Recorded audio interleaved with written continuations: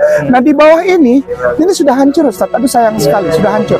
Nah di bawah ini seharusnya ada 3 atau 4 undakan dan ada kepala-kepala tengkorak. Orang Kristen, kalau masih ada yang sampai sekarang yang bilang Musa berbahasa Ibrani, Musa tidak pernah berbahasa Ibrani. Karena bahasa Ibrani baru tercipta setelah orang Israel masuk ke tanah Kanaan. Teratai ini dulu ini diisi air dan ada tempat untuk keluar dia. Oh iya. Para nenek moyang bangsa Indonesia zaman dulu saja sudah tahu kalau mau masuk rumah ibadah itu tempat beribadah, tempat mendekatkan diri dengan langit. Kan ini dibuat tinggi, tinggi, lalu selalu pintu. Di atas. Borobudur ada berapa pintu, naik. Itu artinya level langit, level samai.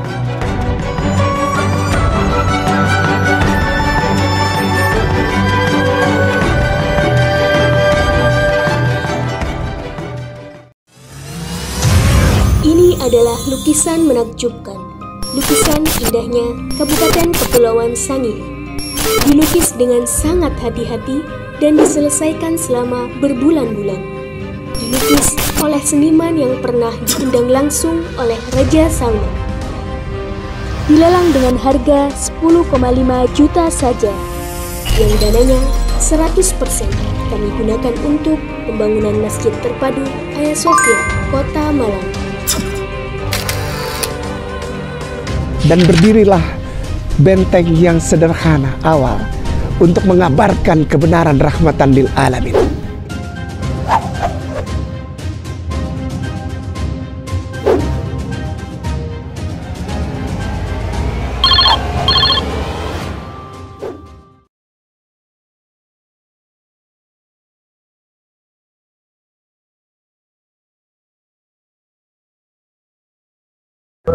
Assalamualaikum warahmatullahi wabarakatuh. Kami ada di daerah namanya ini Komplek Candi Jago, ada di Malang, Jawa Timur. Dan ini adalah bagian dari peninggalan kerajaan Tumapel. Ya, Tumapel itu ada di kisaran waktu masih ada era kerajaan Singasari dan lain sebagainya. Ini saya kesini dulu bersama senior saya Ustadz Kainama. Ini Ustadz Kainama, apa ini Ustadz? Ini adalah bagian dari... Sebentar. Ya, baik. Ini orang Ambon, tapi kok tahu tentang soal-soal ini peninggalan di daerah Jawa? Bagaimana Ustaz? Jawa Tengah, Jawa Barat terutama Jawa Barat. Iya. Dengan budaya wiwitan, budaya itu ada namanya karuhun, budaya kita menghormati karuhun, budaya para tua-tua, para sepuh yang sudah tidak ada, para pendiri, namanya itu Galuh Pakuan. Itu ada istilah Galuh Pakuan. Ya. Oh, saya suka itu. Saya suka sejarah-sejarah gitu. Termasuk di dalamnya ini. Ya. Kalau kita dibawa ke Jawa Tengah, Jawa Timur, maka Jawa Timur adalah bagian inti dari kerajaan yang dahsyat, kerajaan yang super power pada saat itu. Iya. Dulu sebelum ada istilah negara adik kuasa, negara adidaya, negara superpower, itu disebutnya kingdom ya. Kingdom itu kerajaan. Nah, kerajaan di Jawa itu dahsyat Ustaz, jangan salah. Bisa sampai ke Madagaskar. Lewat Filipina ke atas itu, kalau hanya Vietnam, Laos, Kamboja udah kena dari lama itu. Berada di bawah kita. Apa buktinya? Kenong itu apa? Gong kecil itu loh. Ya. Itu ada di mana-mana dan di runut dari mana itu? Dari Jawa. Iya. Masya Allah, subhanallah. Begini ya, kerajaan Jawa dengan kekuatan yang dahsyat itu superpower mempengaruhi, bukan dipengaruhi. Oh, kerajaan Jawa tidak menerima pengaruh, Ustaz. Mempengaruhi iya. Ada pengaruh, tapi sedikit sekali. Pengaruh terbesar apa? Islam. Sementara pengaruh budaya yang lain sangat tipis sekali. Contoh ya, di Jawa Timur kekuasaan yang besar itu Singosari. Singosari itu dahsyat. Apa Empu tuh mapel, ada kisah-kisah Empu yang besi panas diambil dibuat kerisnya gitu. Bukan di ketuk, bukan ditumbuk, bukan. Jadi biji besi, jadi biji-biji besi itu seperti kelereng, seperti gundu itu dikumpul dengan tangan, dimasukkan ke tempat panas itu, lalu kan dipanaskan jadi cair, diambil Ustaz, diambil lalu dibentuk. Kalau udah dingin, dipanaskan lagi, tapi dibentuknya pakai tangan. Bahasa orang-orang kita empu namanya tuh. Dan itu sakral sekali. Ya iya. Pembuatan keris itu sakral sekali. Sakral. Mungkin pemirsa bisa ikuti kisah-kisah itu, ada di kisah tentang Ken Arok ya. Iya. Ya, yang satu orang keris itu jalan Ustaz. Iya. Dari sini ke sini. Iya. Oke, baik. Oke, sebelum ke sini Ustaz. Ya. Saya minta tolong ini Ustaz. Baik. Iya, ini bagian ya. Jadi gini. Ini bagian utama dan ini sudah reruntuhan. Utuhnya dia minimal 2 meter. Minimal. Jadi ada seperti batu untuk dia berdirinya, seperti fondasinya, berupa seperti anak tangga. Nah, di bawah ini sudah hancur Ustaz. Aduh, sayang sekali, sudah hancur. Nah, di bawah ini seharusnya ada 3 atau 4 undakan. 3 atau 4 undakan tangga gitu, anak tangga. Dan di bawah kaki ini sebetulnya dia menginjak menginjak dan ada kepala-kepala tengkorak. Silakan nanti di search ya, bahwa utuhnya setiap patung yang seperti ini, setiap patung seperti ini kan bukan hanya di sini. Tipe ini itu kan di setiap candi ada, tetapi wajib ada SOP kan, ada standar, bukan SOP lagi, apa maksudnya, standar bentuknya. Nah, kalau bentuknya seperti ini, wajib di kakinya itu dia menginjak dan ada kepala tengkorak-tengkorak itu. Ya toh? Iya. Oke. Nah, ini siapa? Ini Durga. Kenapa kepalanya dihancurkan? Karena ini menyeramkan. Dan Durga adalah dewi goddess yang disembah karena kesuburan, dewi kesuburan, dan dia memberi kesejahteraan dan juga disebut sebagai apa? Keberuntungan, prosperities, apa, keuntungan lah, materi ya. Nah, ini namanya Durga. Dia cantik tapi aslinya dia tampang raksasa. Boleh dicari nanti wajahnya seperti apa. Oleh sebab itu mungkin ada orang yang tidak mau diketahui bahwa dia menyembah sosok raksasa Durga. Durga ini nama lainnya adalah Aseterot. Nama lain Durga adalah Aseterot. Bahasa apa itu? Itu bahasa Ibrani tua sebelum jadi bahasa Ibrani biblikal. Itu terpengaruh dengan bahasa Kanaan, Kanaanite tulisannya, Kanaanite, Kanaanite, Kanaan, dan juga Aramea, dan juga Fenisia. 3 bahasa ini menjadi nenek moyang bahasa Semitik. Fenisia, Aramea, dan Kanaan. Jadi Musa itu, sekali lagi ya, saya sudah sering ulang, orang Kristen kalau masih ada yang sampai sekarang yang bilang Musa berbahasa Ibrani, Anda artinya ini jangan diedit, minta tolong. Dengan segala rasa hormat, Anda nyaman di dalam kebodohan. Musa tidak pernah berbahasa Ibrani, karena bahasa Ibrani baru tercipta setelah orang Israel masuk ke tanah Kanaan. Nah, ya, Durga, Musa bukan orang Kanaan, bukan, dan dia tidak pernah masuk Kanaan, tidak pernah, dan dia juga bukan orang Ibrani. Iya, betul. Nah, bahasanya Musa apa Ustaz? Ugarit. Iya. Karena dia Proto Koptik Arabik. Apalagi dia orang Mesir. Iya. Apalagi dia orang. Dia umur ketika dia datang itu, ketika bersama keranjang itu dijemput oleh putri. Ini tolong khusus kepada orang-orang yang merasa Kristen tapi sok tahu tentang Musa. Keranjang datang, diambil itu pada saat dia usia 3 bulan sampai dia umur 41 tahun. Itu dia berbahasa Proto Koptik Arabik, Ugarit, bahasa Mesir kuno, yang hurufnya itu namanya ripograf itu. Itu bukan yang Goshen itu, Ustaz? Goshen. Karena orang Israel tidak bisa tinggal di mana-mana, keturunan Yusuf itu. Ya. Dia hanya tinggal di Goseng. Jaraknya 108 dari Kairo. 108 km. Oke, kita kembali ya. Perlu dicatat, Harus. Musa bukan orang Ibrani, Yesus bukan orang Yunani. Sip.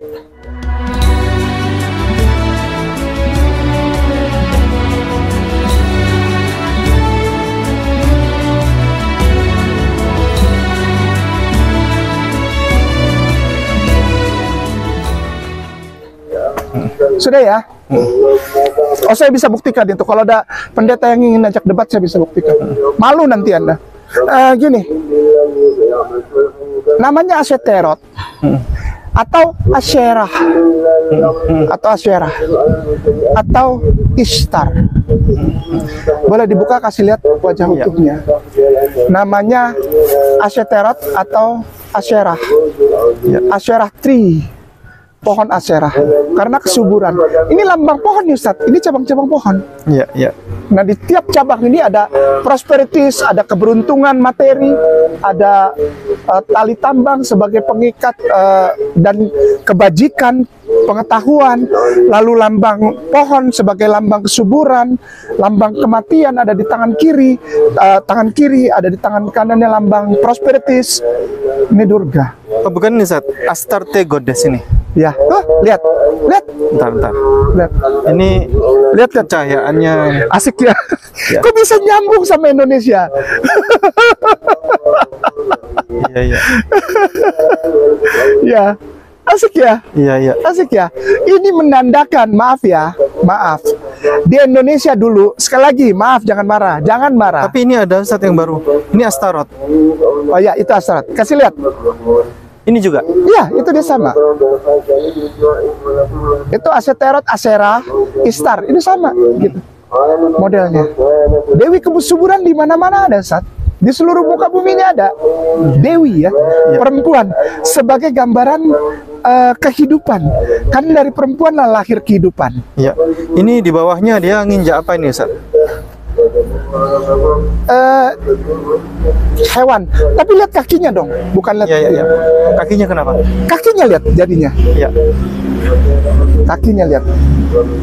Kakinya jarinya jari apa ya? Bukan jari manusia. Iya. Kalau yang di sini manusia, cuman yang di. Iya. Ini kakinya seperti, mohon maaf. Iya, mohon maaf ya. Ada ceker. Iya, maaf ya. Ceker ayam? Raja Wali. Oh, Raja Wali. Iya. Iya, betul, ada cakarnya ini. Iya, maaf ya. Iya. Maaf ya, jangan marah. Ini kita hanya membahas sejarah. Dan Dewi ini di setiap negara tuh ada.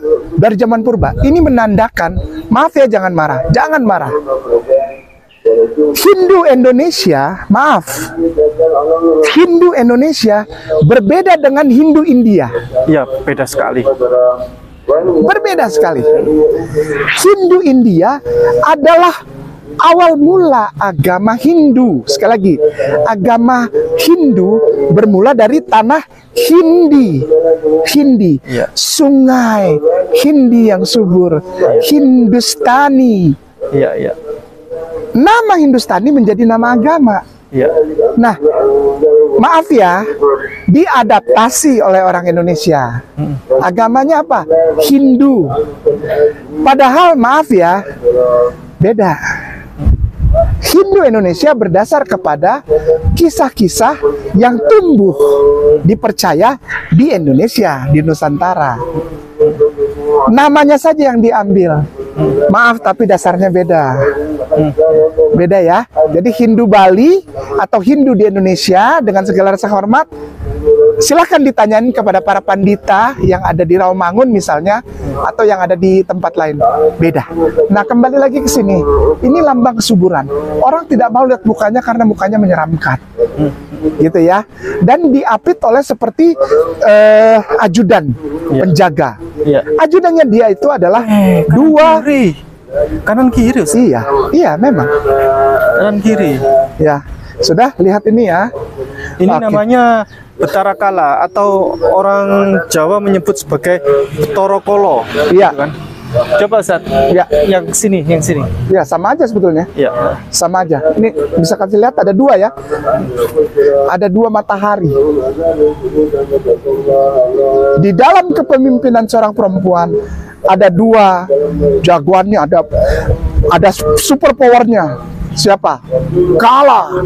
Kala itu panas dan berkuasa. Jadi orang bilang zaman dulu tuh matahari Kala itu adalah penguasa tertinggi. Kenapa? Dahsyat Ustaz. Kala itu dahsyat. Kala itu kekuatannya menghanguskan. Wah, yang dahsyat-dahsyat lah. Oke? Nah, kita lihat di sini pelan-pelan. Batara Kala ternyata juga di seluruh dunia sama ada. Cuma namanya lain-lain. Di seluruh dunia sama pada saat itu. Pada saat belum ada religio atau iman, kepercayaan agama apalagi, pola kepercayaan seperti ini menguasai seluruh bagian bumi. Ya, bahkan ada tempat-tempat yang peradabannya itu jauh sekali belum mengenal peradaban, tapi kepercayaan terhadap penyembahan terhadap Kala ini dan Durga dan itu identikalnya tuh di seluruh bumi. Dan bisa kita lihat penampilannya sekali lagi seperti giant, seperti raksasa yang menyeramkan. Karena ada taring, ada jawsnya, ada matanya besar dan selalu di tengahnya itu merujuk kepada tengkorak ini. Artinya apa? Artinya dia lebih menguasai kepada kematian. Hades, Gehenna, ini menguasai alam kematian gitu, berhubungan dengan maut, hal-hal yang mengerikan, pemangsa manusia. Tapi jangan lupa, perhatikan, selalu ada ini. Tanduknya ada dua. Selalu, dimanapun. Kalau soal yang menyangkut tokoh yang identik dengan Kala, Batara Kala atau yang menyeramkan ini, Kala matahari ini, maka selalu ada ini. Tanduk dua. Nah, bisa nanti dicek. Yang tertua itu namanya BAPHOMET. Sekali lagi, BAPHOMET. Baphomet. Itu the oldest image atau gambaran bentuk yang paling tua di muka bumi. Tentang apa? Tentang kekuasaan kegelapan. Roh-roh kekuatan kegelapan atau the dark side of the living in the world gitu. Jadi ada bagian gelap, sisi maut, sisi kelam gitu. Nah, kita perhatikan ini ya sampai ke bawah, sampai ke bawah wajahnya ya kan, ada taring dan segala rupa. Ini bisa digambarkan dengan jari waktu itu tandanya. Bagaimana? Gini. Ini tanda satukan. Lihat. Tanduk, wajah, ini taring di bawah. Jadi sekali lagi kepada Anda yang masih suka begini-begini, lalu begini, lalu begini, lalu begini, maaf. Ini sudah ada sejak zaman dulu. Ya usah ada gininya, Ustaz. Ini. Gitu kan ya? Oh gini. Iya. Ini pun sama. Ini tandanya the horns. Iya. Ini the sign of the horns. Iya. Sign itu tanda. Horns itu tanduk. Horns. Kalau ditambah begini, oh jelas. Siapa yang horns? Ini. Lihat, nih. Taringnya, iya. Itu ya. Demikianlah. Jadi sekali lagi sudah ada agama memang di bumi Nusantara jauh sebelum Islam. Tapi mohon maaf, Hindunya berbeda. Hindunya berbeda. Dan ini nanti kapan-kapan akan kita kupas lebih lanjut. Siap, insya Allah. Mengapa Hindu di Indonesia dengan Hindu di India itu insya Allah tidak identik. Iya. Dia ada kesamaan, tapi irisannya itu irisan. ada sesuatu yang harus dikupas lebih jauh lagi. Insya Allah. Ini sebagai bentuk sayang kita ya, umat Muslim mempelajari sejarah ya, termasuk di dalamnya sejarah religion. Ini Ustaz, ya, dia adalah pengawalnya. Pengawal dari Dewi Durga ini. Ya, kesuburan. Kanan kiri. Ya. Kalau ibarat presiden itu ada pas pamres. Pamres. Iya. Ajudan. Itu pendeta Lugat Ambunan. Iya. Mengaku katanya dikawal pas pamres. Wah, mantap. Kalau di surga. Di surga. Masya Allah. Oh, itu. Suruh bangun dari tidur dia. Iya. Ya. Baik. Loh, itu ada. Itu Kala juga. Ya, Batara Kala. Oke, kita ke sana sedikit sebentar. Baik, kita sudah tiba di pelataran dari Candi Jago ini. Di sini, ini adalah badan candinya. Ya. Ini pelatarannya, cuma di sini ada tempat seperti ini, teratai. Iya. Teratai. Mungkin Ya. apakah memungkinkan kalau dulu ini adalah tempat air mancur atau bagaimana? Iya, perhatikan di setiap candi. Tolong perhatikan, minta Ya. maaf banget. Tolong perhatikan di setiap candi. Candi-candi utama ya, candi utama. Bukan candi gebang ya, candi gerbang, bukan. Ya, ya. Candi utama. Pasti ada seperti teratai, lalu di sini itu dulunya air. Air pembasuhan. Ngerti nih arahnya ya? Pemirsa ngerti ya? Di setiap, Masya Allah, di setiap candi utama, orang itu selalu melihat ini seperti bunga teratai, dan ini adalah teratai besar. Teratai ini Ini seperti teratai. yang di Candi Borobudur, Ustaz. Iya. Motifnya ini. Ya? Motifnya sama semua. Teratai ya. Teratai ini dulu ini diisi air, dan ada tempat untuk keluar dia. Si? Oh iya. Si Iya. ya. Jadi saya tidak mengada-ada. Coba perhatikan, untuk apa? Pembasuhan. Sebelum masuk tempat suci, wajib kumur-kumur, Basuh. cuci tangan, cuci muka, cuci kaki, cuci tangan, telinga, masuk. Bahkan dilakukan oleh orang yang belum tahu tentang agama. Tapi yang namanya tempat suci, tempat ibadah, Ya. wajib hukumnya untuk berbasuh. Bahkan saat dulu sebelum dikenal adanya agama ya. Sebelum mereka tahu bahwa untuk masuk ke satu wilayah daerah dengan dimensi yang berbeda, dimensi keilahian, dimensi langit, itu wajib bersih. Bayangkan, ada agama sekarang ini yang gak perlu begini-beginian. Itu bukan agama dari langit. Menghargai langit aja tidak. Betul. Terus mengaku-ngaku agama samawi. Maaf ya, ini membuktikan gitu loh, sejarah di Indonesia ini. Ini jauh sebelum Islam masuk, ini jauh. Ini Singosari, Tumapel, Mojopahit. Ini ada air juga ini saat keluar lewat sini. Ya iyalah. Iya.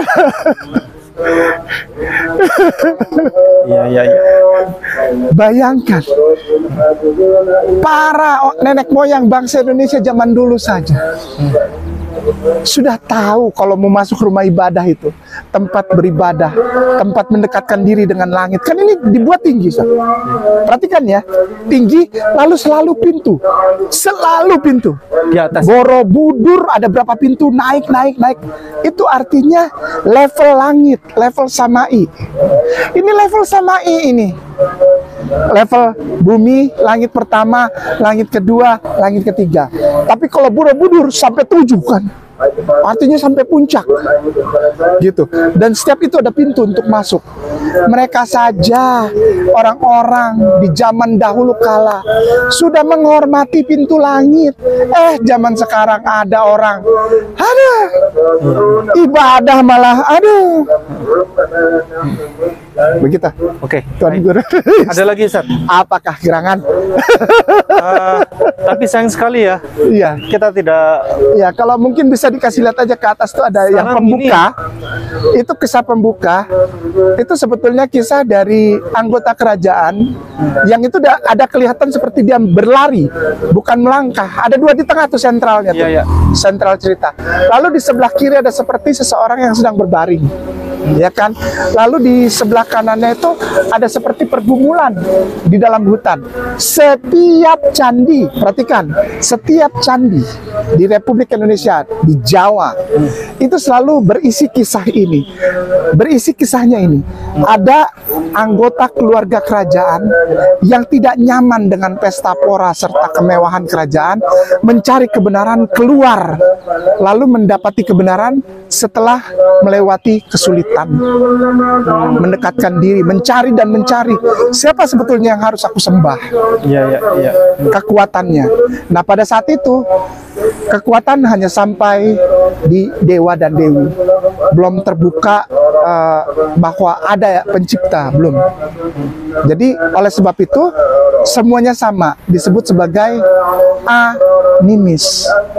animisme atau kepercayaan yang berasal dari bukan apa ya, maksudnya bukan berujung kepada ketuhanan pencipta, bukan, tapi karena melihat wah luar biasanya alam, matahari, bulan, bintang, lalu bisa dipenuhi kehidupannya dari alam, kayak gitu. Ya, baik. Alhamdulillah, dari seorang pria berwajah Ambon, bersuku Ambon, menerangkan tentang candi-candi Jawa, kita akan mendapatkan hikmah bahwa seluruh siswa-siswi di tanah Jawa ini sebaiknya lebih banyak belajar.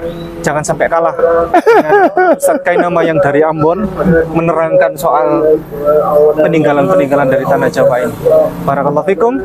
Nanti ini memotivasi Ustaz. Insyaallah, untuk insyaallah, siswa-siswi insyaallah, insyaallah bisa datang ke candi-candi, bukan hanya bercanda, bukan hanya ketawa-ketawa di candi-candi begini, tetapi harus mempelajari ada apa sesungguhnya. Insyaallah. Ini sayang sekali sekarang ada peraturan baru, kita nggak tidak bisa naik. Ya, ada tulisannya dilarang naik, kecuali untuk ibadah sekarang. Iya, ibadah. Jadi kalau seandainya seperti dulu kita bisa naik, itu ada banyak sisi yang bisa diceritakan itu. Iya, kisah. Jadi sayang sekali ini. Apa Ustaz? Iya, insyaallah. Alhamdulillah. Kita akan coba lagi di next waktu dan kesempatan. Barakallahu fikum. Assalamualaikum. Assalamualaikum.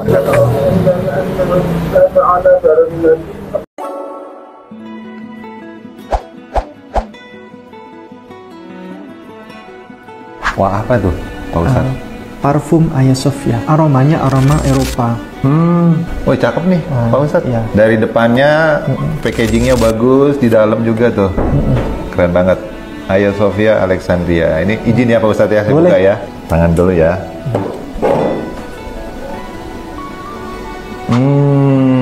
Seger banget. Ini beda nih, campuran ada lemonnya tapi kalem, tapi gimana ya, elegan gitu loh Pak Ustadz. Iya, itu bisa bertahan sampai 8-12 jam.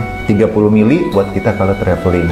Hagia Sophia Alexandria. Wah, ini harus ini punya nih pemirsa nih, ya kan?